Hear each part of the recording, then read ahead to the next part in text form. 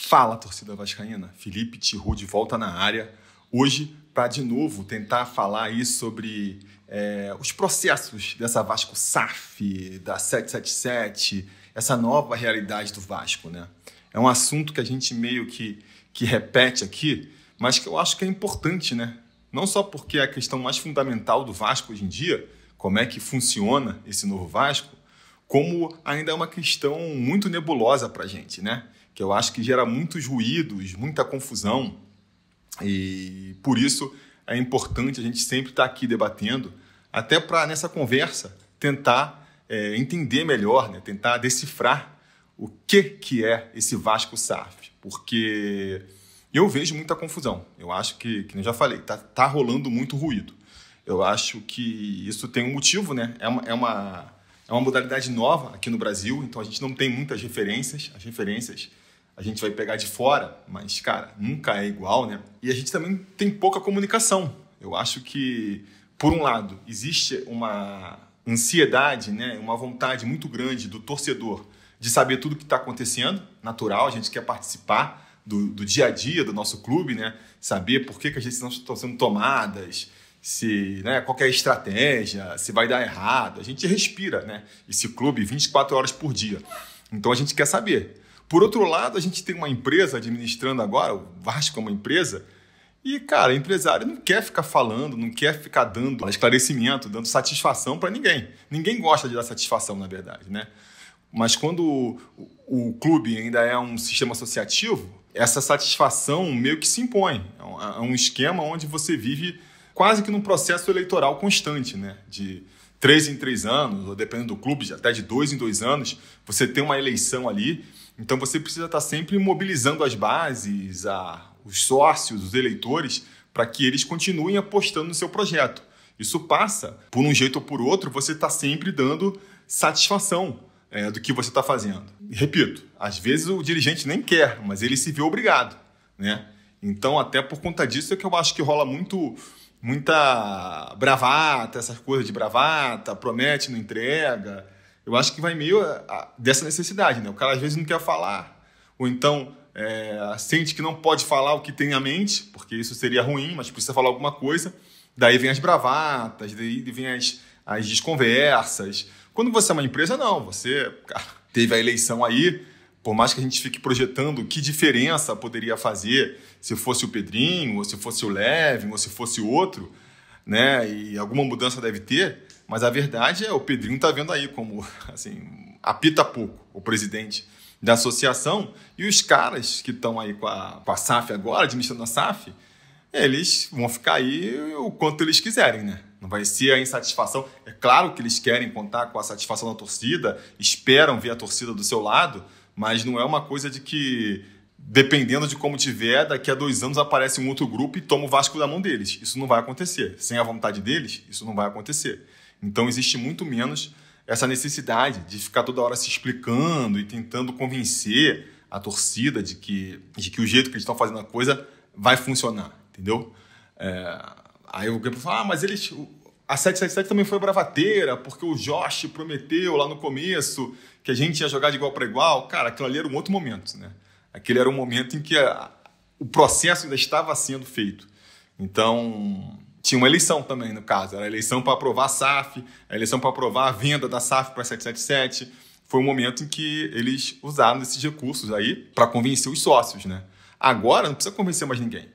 Então, repito, vai ter uma transparência. Tem uma hora que, pela lei do futebol brasileiro, você precisa, por exemplo, até o final de abril, se eu não me engano, você precisa mostrar um balanço de quanto o clube gastou, arrecadou, dívidas e tudo mais. Isso não deixa de ser uma janela para a gente entender melhor a situação do clube.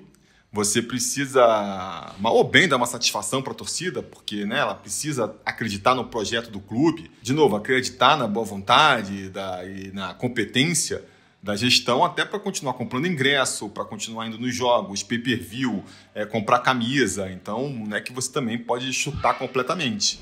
Mas, insisto, essa coisa que a gente, principalmente o torcedor vascaíno aí mais engajado, quer ter, de saber estratégia, qual é a posição, qual é o modelo que eles querem contratar, isso não vai rolar. Então a gente tem, de um lado, o torcedor querendo saber muito, do outro, os gestores querendo entregar pouco, e no meio aí dessa confusão, a imprensa esportiva também tentando fazer o seu trabalho, que é essa ponte, né? E aí, enfrentando muita dificuldade, eu acho que por 2 motivos, né? O primeiro, cara, assim, a imprensa esportiva sempre foi um setor da imprensa aí mais complicado, né? Sempre rolou muita bravata e muita cavada nessa imprensa. Quem não lembra aí, os mais antigos, do Djalminha sendo especulado no Vasco, todo ano tinha aquilo, Jornal dos Esportes era clássico. Você chegava de manhã na banca, tava lá eu citei o Djalminha, mas teve vários, já com a montagem, já com a camisa do Vasco, especulando, e no final não dava em nada. Normal, né? O cara fazia isso, especulava, aí não dava certo, no dia seguinte falava, deu errado. Tava quase certo, mas sei lá, a notícia vazou. Eu achava engraçado, tinha essa estratégia, né? O repórter, ele fala assim, o Vasco tá afim de Joãozinho. Aí, no dia seguinte, tá muito próximo o Joãozinho do Vasco. Aí, depois não dá errado, não.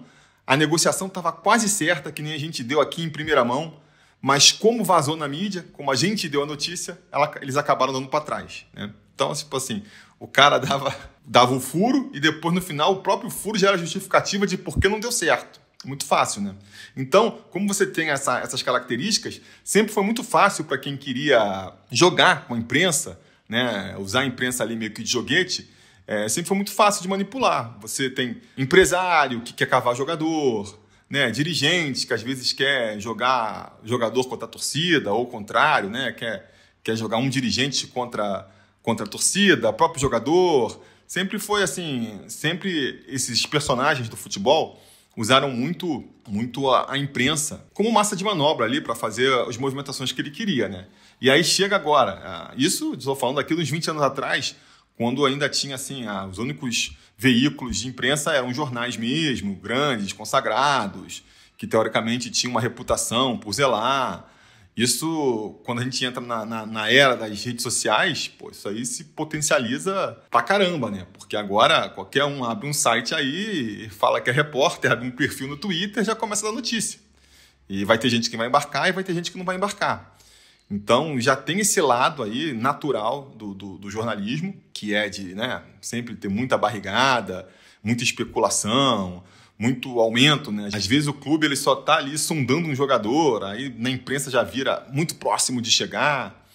E isso fica ainda piorado, né, por uma segunda camada, que é agora com a SAF, mesmo os repórteres aí e os veículos que quiserem trabalhar sério e quiserem apurar mais as notícias, tem uma dificuldade maior, porque vaza menos informação, né?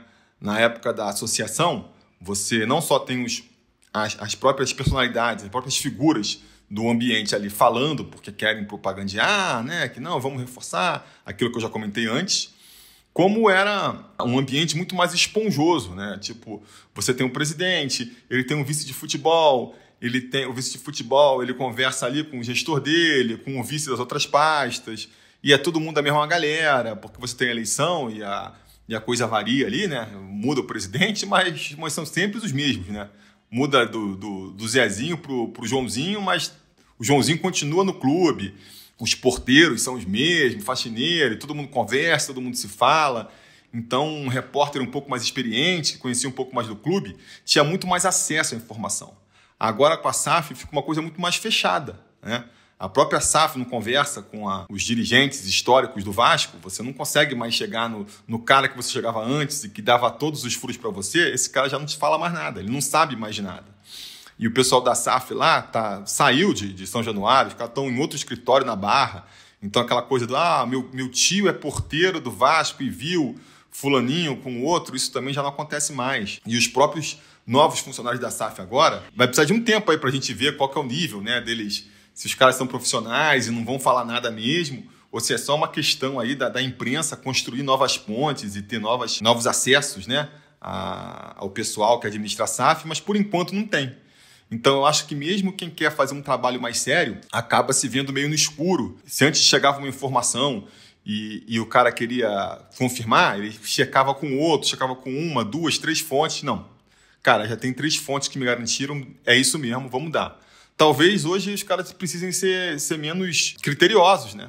É tão pouca informação que chega, A parada tá tão mais fechada e complicada que se chegou uma, caiu uma no colo, pô, já vou soltar essa logo. E tem também essa pressão, né, de que você... Antigamente o jornal saía só de manhã, no dia seguinte você tinha um dia para fazer a apuração, porque se você termina a apuração às 2 da tarde ou às 8 da noite, tanto faz, o jornal só vai sair no dia seguinte. Agora não, você descobriu...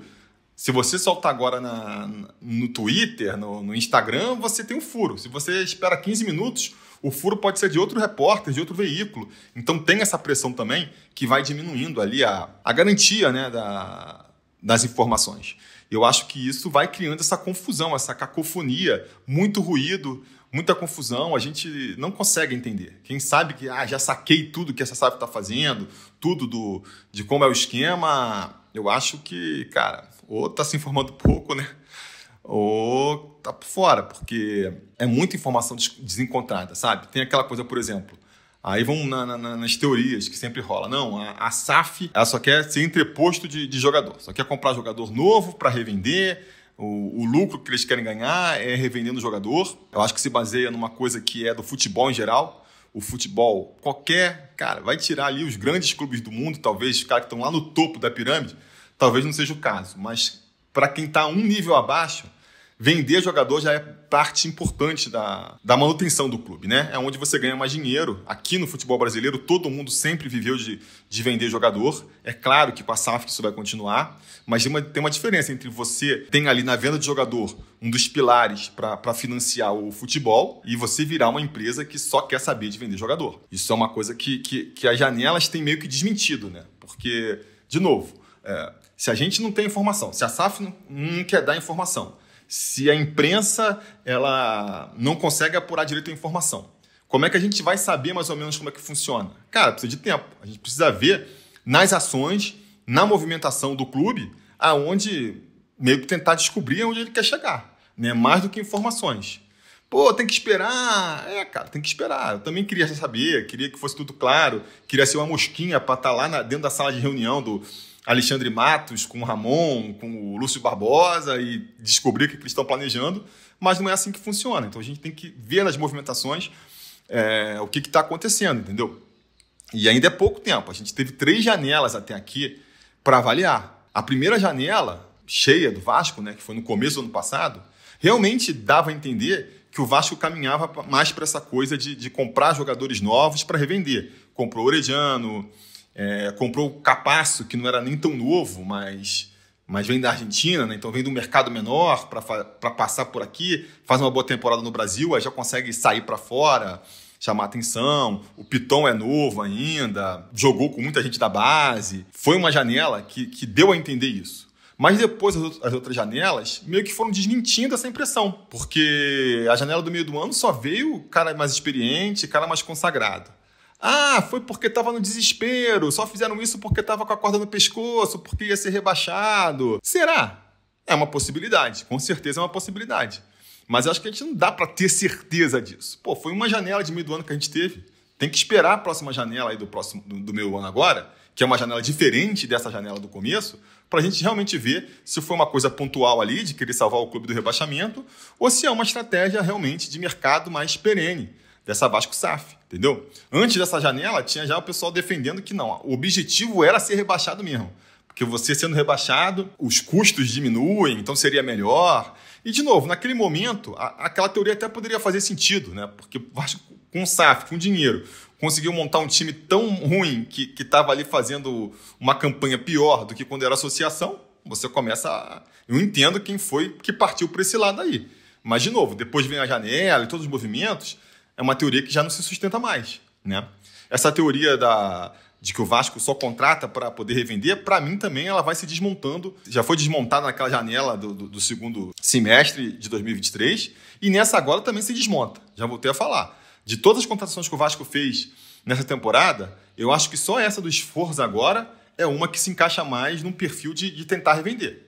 Comprou um jovem talento argentino, 21 anos, só jogou na Argentina. Então é um cara que, se ele vem para cá e ele consegue se firmar também no futebol brasileiro, que hoje em dia é um futebol mais competitivo e de mais destaque que o futebol argentino, ele se credencia, ele ganha ali mais um selo de experiência que o credencia para ser vendido mais caro na Europa. Então pode ser um cara Pode ser um jogador aí, uma negociação em que o Vasco consiga fazer bastante dinheiro no futuro. Essa é uma possibilidade.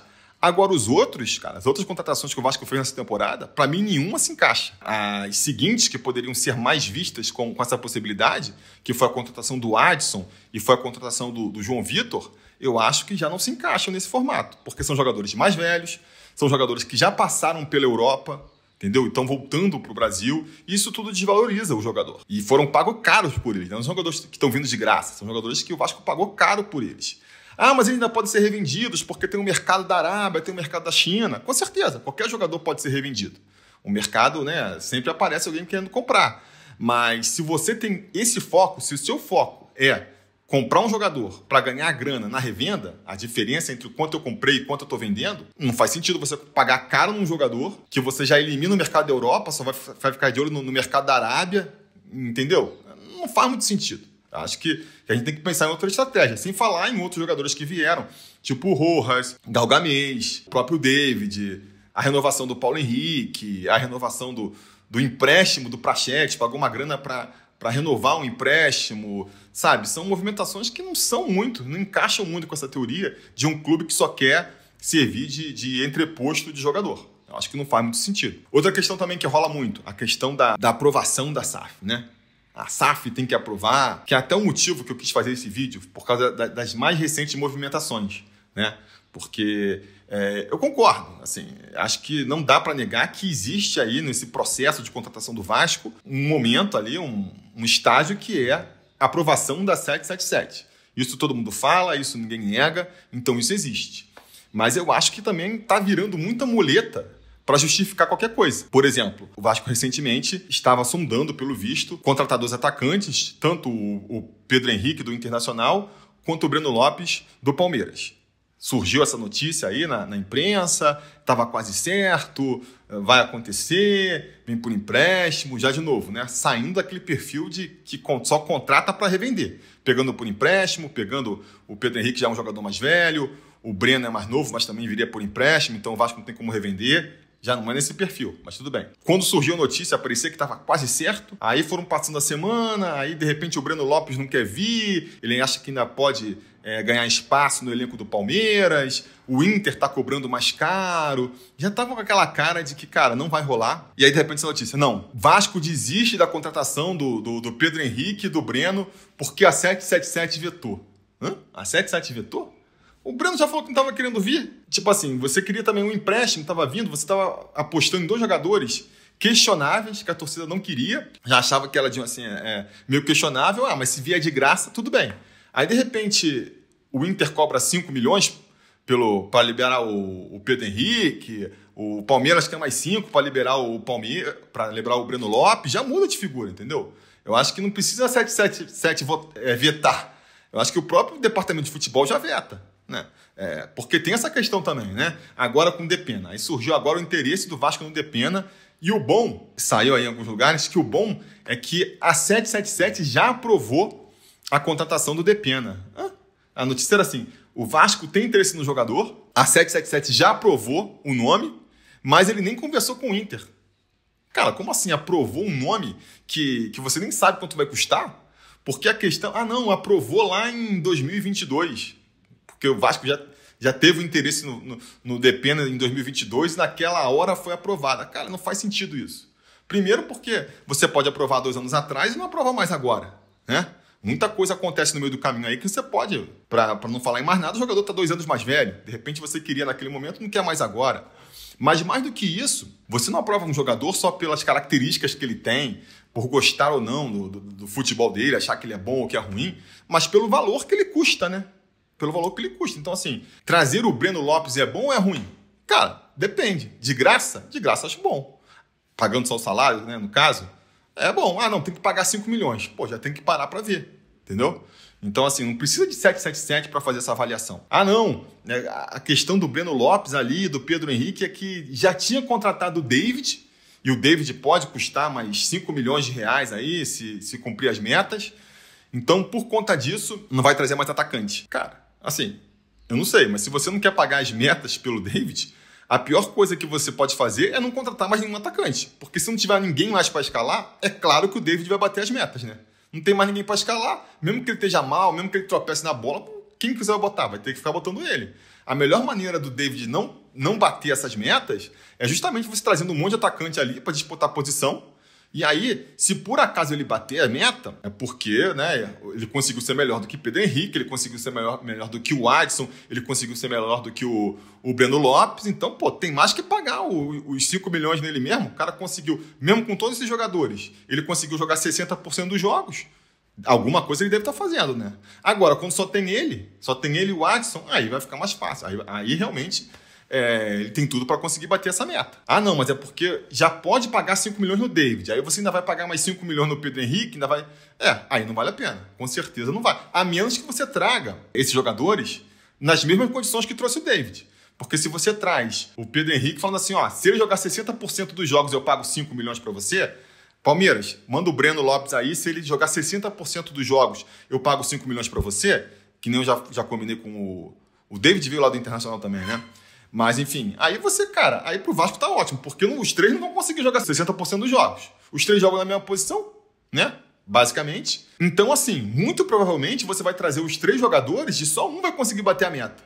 E aí você vai mudar bem, porque você vai pagar 5 milhões no jogador? Vai. Mas você vai pagar 5 milhões só no jogador que mandou bem. Só no jogador que conseguiu ali se mostrar melhor do que os outros. Aí tudo bem, seria uma boa iniciativa.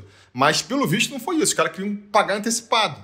Aí a própria torcida já falou, cara, não vale a pena então. Acho que o próprio Alexandre Matos falou, cara, desse jeito não serve, assim não funciona, não vou pagar esse dinheiro desses jogadores. Mas aí de repente fica, não, a 777 vetou, a 777 aprovou. Acho que vira muito bengala. Entendeu? Acho que acaba as coisas virando muito bengala. Então, assim, a gente tem que ter paciência, a gente tem que analisar as informações, a gente, claro, chega uma notícia, a gente vai fazer um julgamento em cima dela, mas não pode ser um julgamento definitivo. A gente tem que ir somando as informações para ver aonde as coisas vão chegar.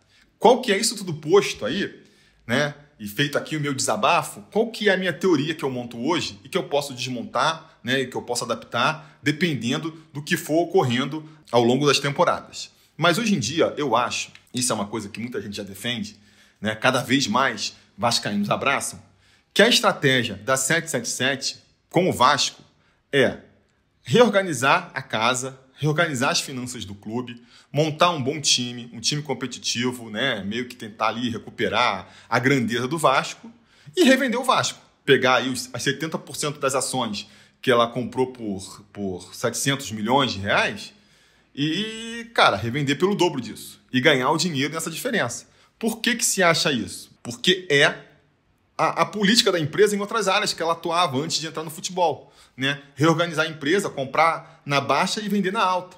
Aí outra coisa que o pessoal fala, né? Não, porque a 777 ela não manda bem no futebol, ela entrou agora, os times dela estão todos brigando contra o rebaixamento, pode procurar aí, tá todo mundo... E, cara, assim, tem uma crítica que eu acho válida, né? Que é a questão de que eles entraram agora no futebol. Isso é verdade.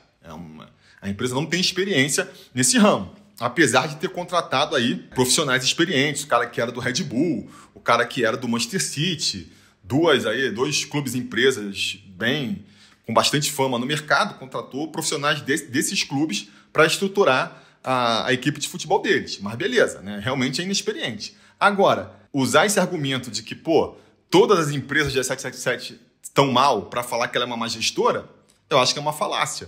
Porque não é que eles estão mal porque a 777 é gestora deles. A 777 é gestora deles porque eles estão mal. Porque a 777 ela vai atrás de justamente clube falido, que vê potencial, clube que por um motivo ou por outro, pela história, ou pela torcida, ou por que quer que seja, eles veem que está mal avaliado no mercado, está sendo mal administrado e por isso não está aonde deveria, contrata na baixa, na expectativa de reorganizar a casa e vender mais lá na frente. Essa é uma teoria que, para mim, faz todo sentido, né? E que eu acho que pode ser o que a 777 vai fazer com o Vasco. Quanto tempo vai levar esse processo? É ótimo, tomara, quero que a 777 venda o Vasco. Beleza. Acho que o Vasco tem que rodar bem, independente de quem seja ali o investidor do Vasco, né? Porque, quero vender, vai vender para quem? Dependendo de para quem vende, melhora ou piora. Mas, enfim. Mas a gente não sabe também quanto tempo na cabeça deles é esse processo. Eles vão fazer isso e em 3 anos vendem o Vasco? Em 5, em 10, em 20? não dá para saber também, né? Isso posto, o que eu acho das movimentações? Qual que eu acho que é a estratégia da 777, baseado em 3 janelas que a gente viu até agora, né? Só 3 janelas. Eu acho que eles encaram, que é uma coisa natural também, né? Todo mundo faz isso em maior ou menor medida. Encara-se a janela do meio do ano, que é a principal janela do futebol mundial, para contratar os reforços mais de peso. Foi o que fez no ano passado. Fez só porque estava com a corda no pescoço?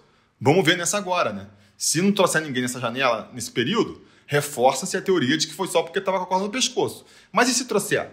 Se trouxer, e a minha esperança é de que traga, deve ser por causa disso. Você tem os perfis. A 777, ela só quer jogador novo para vender, ela só quer... Cara, acho que ela não deve estar criando só um tipo de jogador. Ela tem perfis de jogador que ela considera importante, que ela considera interessante, né? Até porque um time ele tem que ser formado de vários tipos de jogadores, não pode ser de um tipo só. Não pode ser só com veterano consagrado, assim como não pode ser só também com um novinho, né, que está começando promissor. Então, ela tem diversos perfis que ela encaixa e situações que ela acha interessante de contratar. Então, se você quer contratar um jogador mais veterano, mais experiente, que você sabe que você não vai conseguir revender ele no futuro e que ele também não vai conseguir jogar em alto nível por muito tempo, porque já está no final da carreira, consegue talvez jogar só 1 ou 2 temporadas no máximo, você não vai querer pagar muita grana só para tirar o cara. É um cara também que por já é um jogador consagrado, já ganha bem, né? Tá na fase final da carreira, então já deve ganhar um salário alto.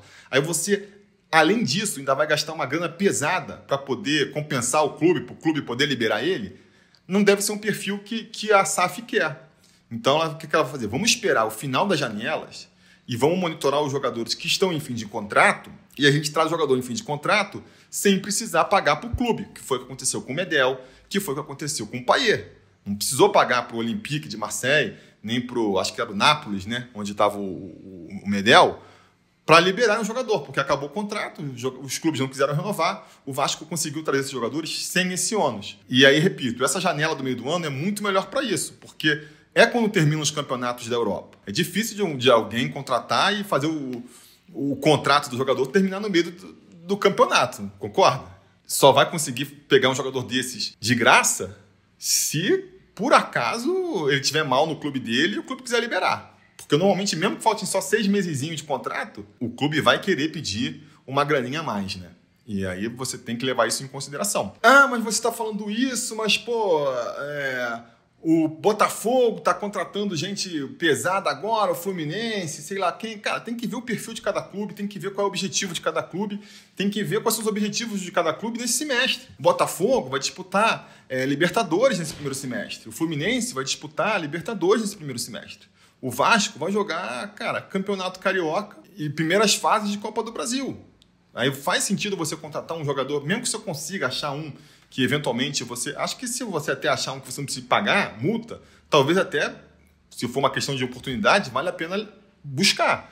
Agora, vai ficar pagando um salário alto do cara para o cara jogar um campeonato aqui que não precisa de um nível técnico tão alto. Quer dizer, você vai gastar uma grana a mais, vai pagar ali, você pega 6 meses de salário de 1 milhão, vamos supor aqui, você trouxe um cara pesado mesmo, que ganha 1 milhão por mês, tu vai pagar 6 meses de salário, 6 milhões tu vai gastar para o cara desses 6 meses, 4 gastar jogando o Campeonato Carioca, basicamente, correndo o risco de se contundir nos gramados, ou porque um cara entra mais forte, né? Então, assim, de repente vale mais a pena deixar para contratar lá no meio do ano. E aí eu acho que, então, pelo que eu estou vendo aí dessa janela, eu acho que a estratégia que a SAF está usando até agora é essa. A principal janela do Vasco é a do meio do ano. É quando você monta o time. Apesar da gente ter esse calendário deslocado do futebol mundial, talvez eles queiram usar a mesma estratégia que os clubes lá da Europa e do resto usem. Você monta seu time no meio do ano, né? No caso deles é no começo do campeonato, no nosso caso é no meio para o começo do campeonato, e aquele é o time base. E aí, no final do ano, você só traz ali uns ajustes pontuais no elenco, né? Reforça aqui uma posição que você acha que está carente, que precisa resolver, uma ou outra, mas assim, o grosso, o momento que você dá o salto de qualidade e reestrutura o time mesmo, seja no meio do campeonato. É uma possibilidade. Questão de perfil de jogador, que nem eu falei. Já falei aqui do perfil que eu acho que é da galera que vem do meio do ano, né? Então esse jogador mais pesado, esse jogador de mais história, esse jogador que você sabe que vai ter que pagar mais caro no salário, tá no final de carreira, então tem mais só 1 ou 2 temporadas. Esse perfil você vai buscar no meio do ano, na tentativa de pegar um jogador que está ali saindo de um contrato e que você não precise arcar ainda por cima com uma multa que você tem que pagar para o clube onde ele está. Nesse começo de ano, quem que você vai procurar? Qual que é o perfil que você vai procurar? Ou você vai procurar alguém aqui do mercado sul-americano, do próprio Brasil, ou da Argentina, do Uruguai, do Chile, que são esses jogadores que o campeonato acaba aqui também, acaba no final do ano, então muitas vezes você pode encontrar esse jogador com o contrato acabando, né? Ou que vem por um empréstimo, porque está numa reformulação de elenco. Ou então você vai trazer aqueles jogadores que você vai ter que pagar uma grana pesada em cima deles, mas que você já teria que pagar de qualquer jeito, né? Porque quando você está trazendo um jogador, precisa de um jogador jovem, um jogador que vai render aqui por 4, 5 temporadas, tipo o Adson, tipo o João Vitor. Cara, esse jogador, não adianta eu ficar esperando ele ficar sem contrato, porque normalmente os contratos com esses jogadores novos são longos. E nenhum cara vai querer morrer se ele tá mal no clube, o clube vai tentar revender antes de terminar o contrato dele. Então devem ser jogadores que são... Esse perfil de jogador deve ser mais difícil de você conseguir contratar sem pagar nada para o clube onde eles estão. Você vai ter que pagar. E aí, se você vai pagar, tanto faz. Pagar no meio do ano, pagar no final do ano, né? Tanto faz. Não vai esperar acabar o contrato para ir atrás do jogador. Então já paga logo e traz agora. Então esses jogadores mais novos e que você projeta não para revender necessariamente. É claro que se o cara começar a jogar bola e aparecer um clube oferecendo o dobro do que você comprou, ou um pouco a mais do que você comprou, você pode considerar e vender. Mas não é o objetivo principal. É só contratar um jogador que vai durar por mais temporadas, né? E aí você vai ter que pagar por ele. E aí tanto faz se você vai pagar agora ou se vai pagar no meio do ano. Aí você traz o Adson, aí você traz o João Vitor, aí você traz o Piton, você traz o Léo Pelé, esse tipo de jogador, né? Os empréstimos também vêm sempre para complementar. E aí uma questão que a gente pode fazer é: será que o Vasco precisa contratar tanto? Será que não pode também pegar empréstimos para ir montando um time competitivo, enquanto é uma possibilidade, né? Mas ele não faz. E no meio do ano, repetindo pela terceira vez, contrata os jogadores mais pesados. É isso que vai acontecer?